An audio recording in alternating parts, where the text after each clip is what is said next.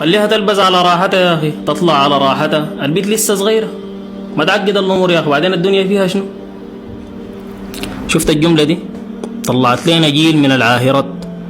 الرسول صلى الله عليه وسلم دخلت عليه أسماء بمفهوم الليلة كانت صغيرة، طبعا العرب بيبلغوا من سن 10 سنين 11 سنة، فدخلت عليه بملابس رقاق فأعرض عنها وقال لها: يا أسماء، إذا بلغت المرأة المحيط لا يرى منها إلا هذا وهذا، وأشار إلى الوجه والكفين.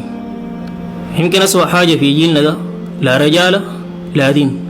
الواحد في جيلنا داير يكون علاقات مع أي كائن، لا بيعرف بالجيران، لا بيعرف بيت أهل، يعني ممكن الواحد يصاحب له واحد عشان أخته، يعني لا رجالة ولا دين.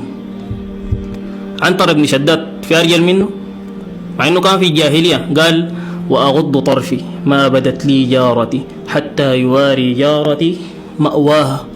الناس بتسأل أسباب الحرب في الخرطوم شنو؟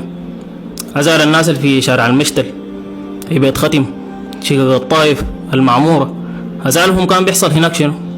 قال تعالى: ظهر الفساد في البر والبحر بما كسبت أيدي الناس ليذيقهم بعض الذي عملوا لعلهم يرجعون. لعلهم يرجعون. الناس مشت الولايات للأسف في نفس الفجور والفارغة، لو كمان زادت زي ما بقولوا الشباب فكوا العرش.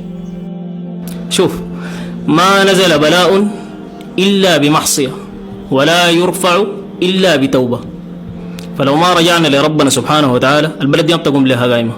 مسألة الأمر بالمعروف والنهي عن المنكر، ربنا قال: ولتكن منكم أمة يدعون إلى الخير يأمرون بالمعروف وينهون عن المنكر. الحياة دي حاليا اتفقدت. من هنا من ناشد بعودة قانون النظام العام. الناس بيتكلم عن بوليس النظام العام وما، طيب المستنفرين دل فوق ل 30,000 حاليا، ناس متطوعين ويشتغلوا لوجه الله سبحانه وتعالى. الفارقة دي خلاص يا أخلبتين يا أخي. أنهو الفوضى اللي بتحصل في الليالي في الكافيهات والغرف والكلام الفارغ اللي بيحصل ده، كفاية قرف يا أخي. في الختام نزل الله الهداية والسلامة والعافية، وهو ولي ذلك والقادر عليه. لأول مرة أطلب منكم تشيروا الفيديو ده، وبتمنى يصل لأكبر عدد. السلام عليكم.